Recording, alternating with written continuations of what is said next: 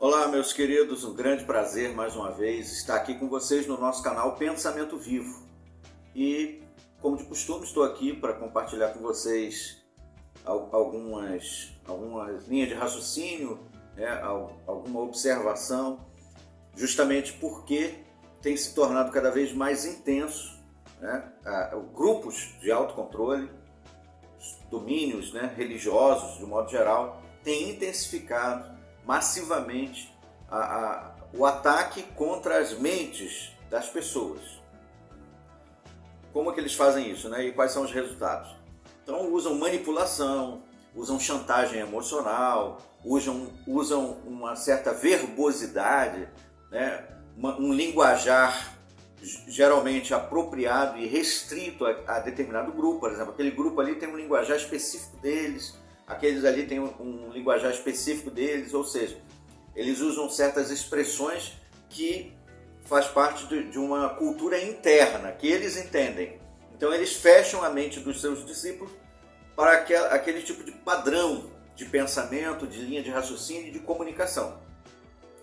E o resultado disso é que o cérebro, a mente das pessoas, a sua capacidade de raciocínio é cada vez mais diminuída, extinguida, ao ponto dos membros serem tratados como completas crianças, desprovidos de total maturidade mental, cerebral, emocional, espiritual, de um modo geral. Deu até um soneto isso, Então, infelizmente, a gente ri, mas é uma coisa triste porque famílias são afetadas, vidas particulares, individuais são afetadas e grupos são afetados. Muitos são prejudicados, muitos saem vítimas de uma forma terrível e irrecuperável. Muitos levam anos, as sequelas continuam lá, a cicatriz visível, aquela cicatriz emocional está visível para aquela pessoa pelo resto da vida dela. Infelizmente é o que tem acontecido com o efeito da ação massiva de grupos de autocontrole sobre os seus membros, com o pretexto de que eles estejam ali para adorar a Deus, para adorar Allah, para adorar Jesus, para seguir a Cristo, para adorar a Trindade, para adorar a Jeová ou a entidade para o qual eles se devotam. E a Bíblia, a palavra de Deus, que eu creio nela, como a palavra de Deus, muitos podem não crer, mas o princípio é o mesmo para quem crê e para quem não crê. O resultado é o mesmo, independente de você crer na Bíblia ou não. O resultado maléfico que grupos de autocontrole causam na vida das pessoas, porque creem na Bíblia e eles usam essa crença como arma, continua sendo o mesmo e continua sendo terrível e prejudicial.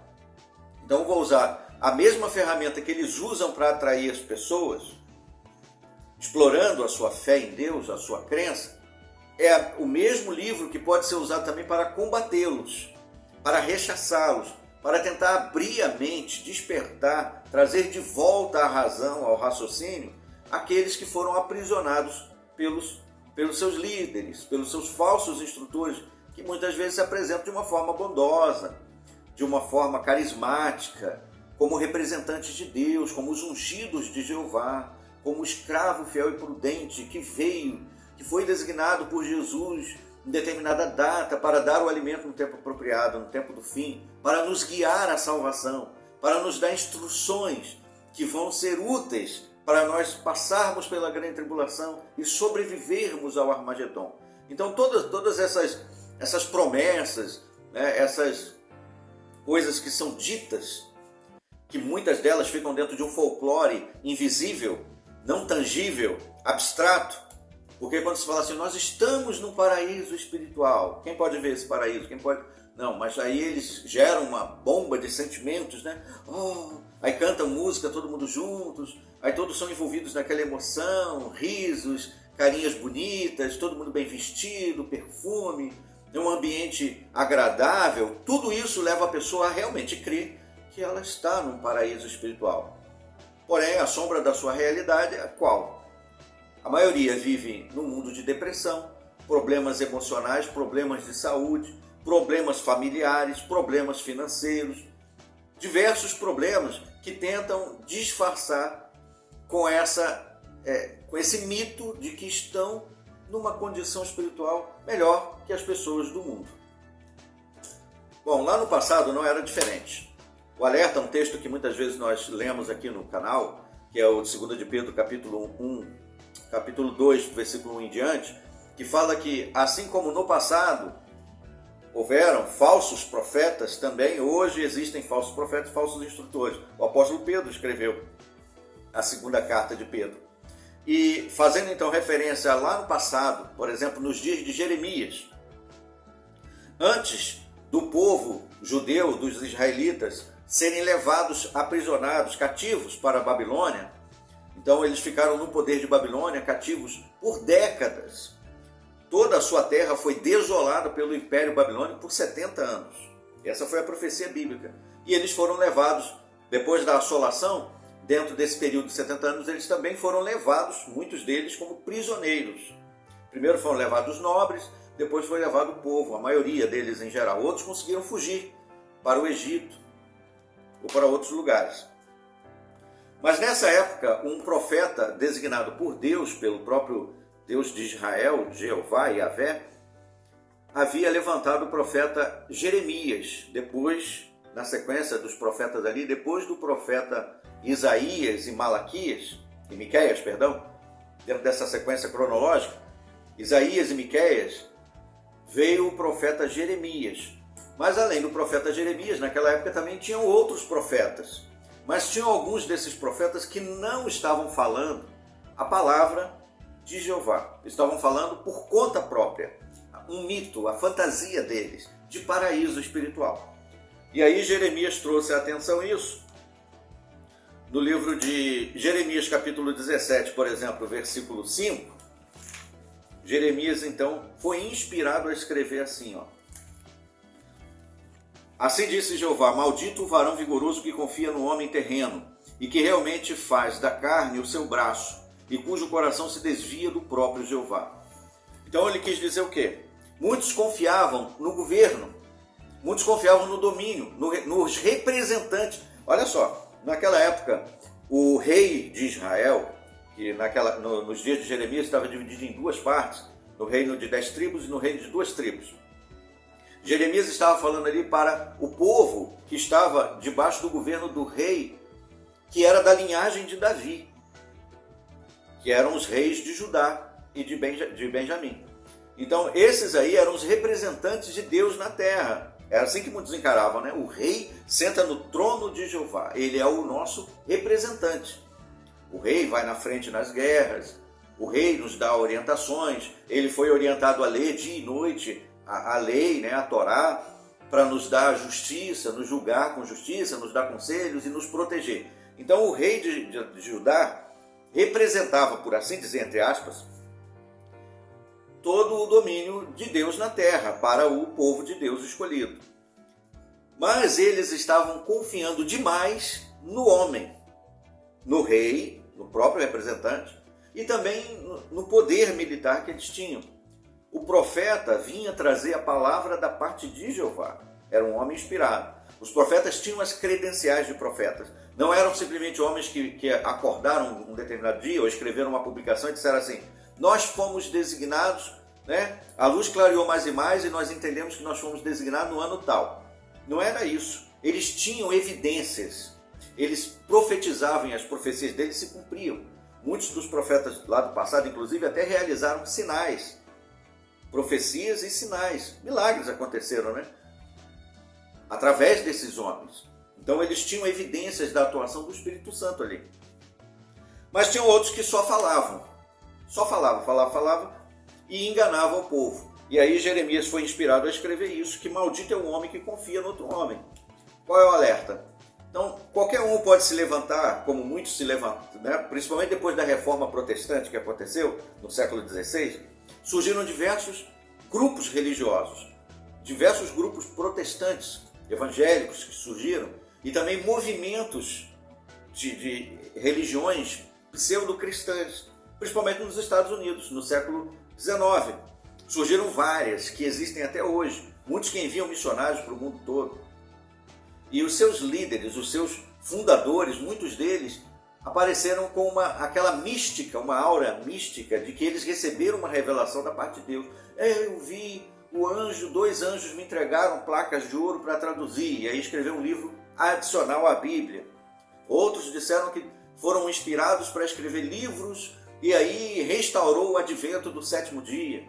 Já outros disseram que foram designados por Jesus em determinada data para ser o escravo fiel e discreto. E aí um monte de profecia. Todos esses fizeram um monte de doutrinas, regras e profecias predizendo acontecimentos proféticos bíblicos para determinadas datas que nunca se cumpriram. E esses grupos existem até hoje, eles e suas ramificações. Jeremias então alerta, lembrando de novo, maldito é o varão vigoroso que confia no homem terreno. O alerta é claro, é para que nós não sejamos engodados por esses líderes que simplesmente dizem para nós, em outras palavras assim, olha, quando nós falarmos para fazer alguma coisa, você apenas sorri e acene.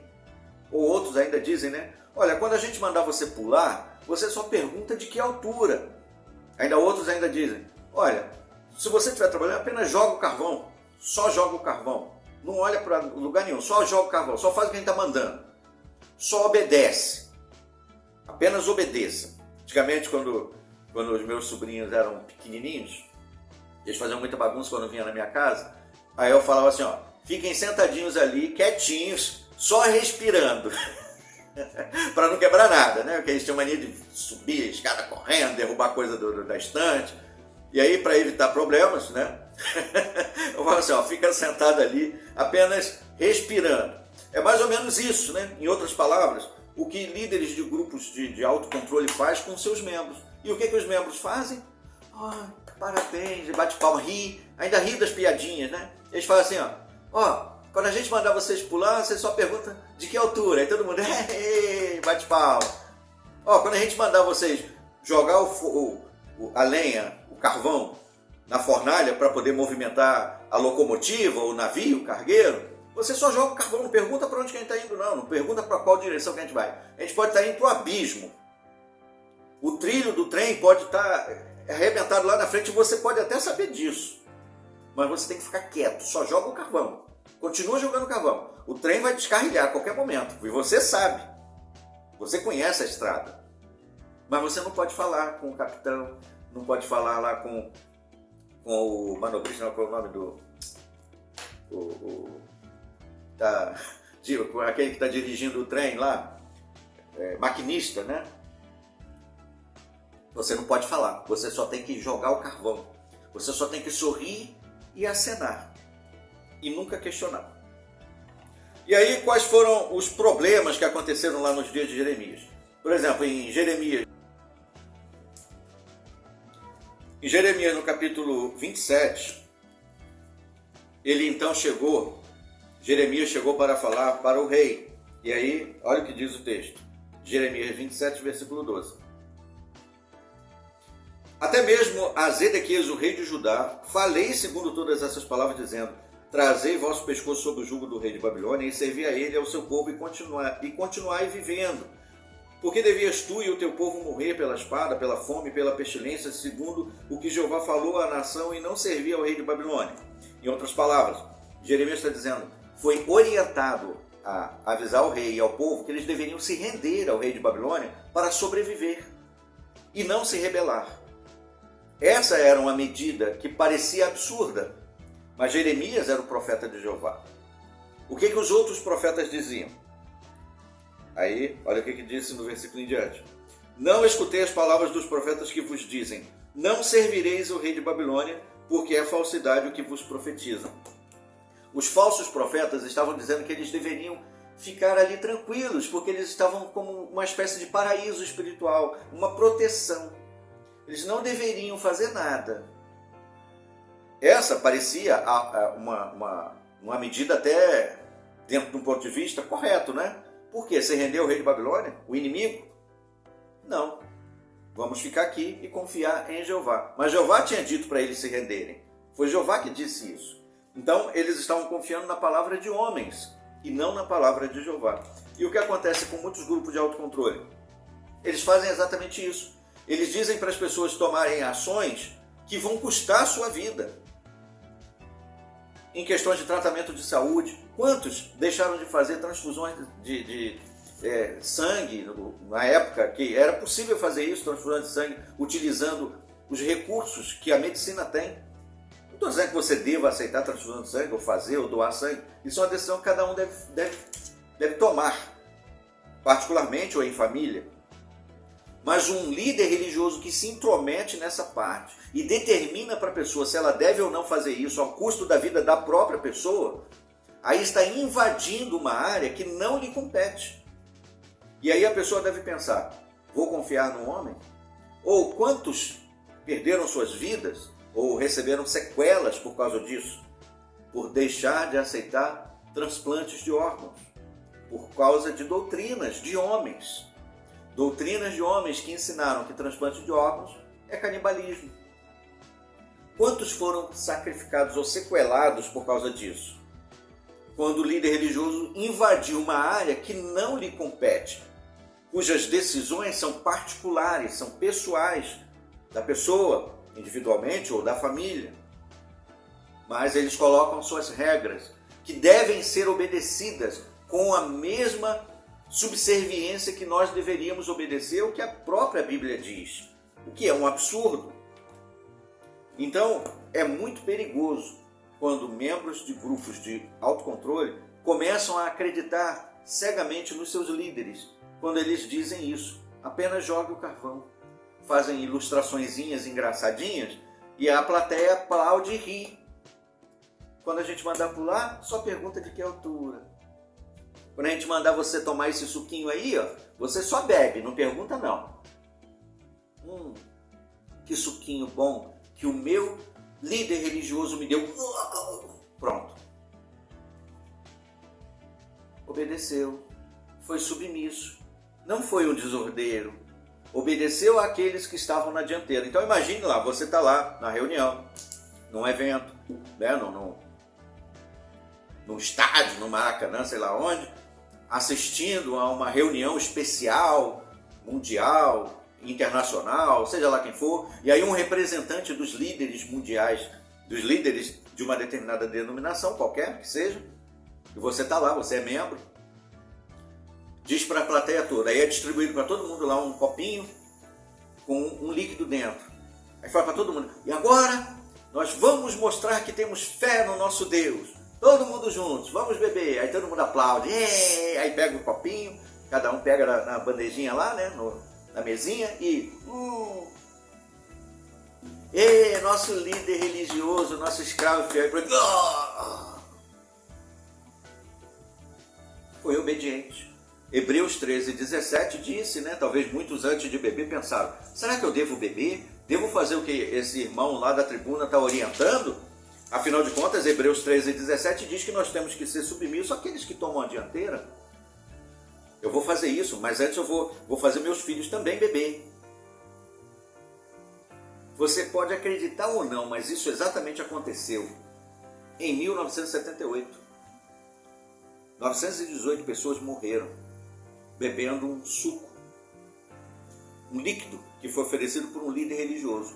E antes deles beberem, eles deram para os filhos. Acredite se quiser, mas isso é uma realidade. É uma realidade que muitas vezes são escondidas ou são romantizadas, são abafadas, mas acontecem, muitas vezes acontecem sem via mídia. Acontecem em outras, digamos assim, por extensão, de outras formas. Não só na questão de beber o suco, pode ser em outras coisas. Quantas pessoas são levadas por líderes religiosos para a floresta, para a mata, ficam sem comer, fazendo testes de fé. Outros abandonam o filho, mandam o filho embora porque o filho não quer pertencer àquele grupo religioso e aí eles cortam os laços familiares. Mentem para as pessoas dizendo que isso foi uma escolha dele. Mentira, não foi escolha dele, foi orientação da sua liderança. Ele está fazendo aquilo porque ele acredita que aquela orientação é como se fosse vinda do próprio Jeová. Esposas que abandonam maridos, pais que abandonam filhos e filhos que negligenciam seus pais. Não atendem o seu telefone, não ligam, não querem saber, não cuidam. Avós que são proibidos de ver os filhos. Por quê? Porque não estão mais na mesma denominação religiosa. Todas essas desgraças acontecem o tempo inteiro. Muitas vezes viram manchete quando acontece uma desgraça mais terrível. Muitos atacam a sua própria existência porque não suportam o sofrimento e a tristeza. Grupos de autocontrole são prejudiciais. Não é à toa que diversos países têm tomado medidas contra isso. Alguns fazem investigações, outros têm canais de denúncias. Acho que na Espanha, se não me engano, na Suíça também. Outros países vetam, restringem as ações de determinadas religiões ou grupos que são considerados perigosos, são considerados extremistas. Então eles são vetados, são limitados. A ação deles é monitorada pelo governo porque as suas instruções podem custar a vida de pessoas. Isso não é uma brincadeira, isso não é uma questão de liberdade religiosa. Isso é uma questão de direito humano, direito à vida, que vem à frente. Vem à frente disso. A sua liberdade de crença não tem mais valor que a vida, que a sua vida ou que a vida de outras pessoas. É importante que isso seja bem claro. Mas grupos de autocontrole, religiões arrogantes, líderes religiosos arrogantes, membros fanáticos tentam defender essas atrocidades a qualquer custo. Tentam usar textos bíblicos para justificar tamanha agressividade à vida humana. E muitas vezes, quando eles pegam essas regras para defender os seus líderes, quando os seus líderes são apertados pelos governos, eles mudam as regras. Aí esses mesmos fanáticos começam a mudar também a sua defesa, para se ajustar ao ajuste da sua denominação religiosa. Porque eles não querem nem saber o que a Bíblia diz, o que é direito humano ou não. Ele quer, em qualquer momento, estar defendendo o seu líder religioso. Porque ele foi tão cozido no seu cérebro que ele não consegue mais ter afeição fraternal, afeição pelas pessoas. O amor foi praticamente modificado. O significado da palavra amor tomou um outro sentido para esses membros fanáticos de grupos de autocontrole. Para eles, fazer o mal para alguém, desprezar uma pessoa é uma demonstração de amor. Os valores são invertidos. Eles acham que é isso. Ele tem a oportunidade de viver, mas o meu líder religioso disse que se eu posso doar para o meu filho, meu rim, mas se eu fizer isso, ele vai estar praticando canibalismo. Então não vou fazer isso, meu filho vai morrer, mas eu vou estar sendo obediente aos que tomam a dianteira. A palavra amor mudou o sentido. Grupos de autocontrole mudam o sentido das pessoas. É por isso que Jesus alertou que muitos arrastariam seus discípulos, levariam às sinagogas, eles seriam espancados, e os que fazem isso acham que estão prestando um serviço a Deus.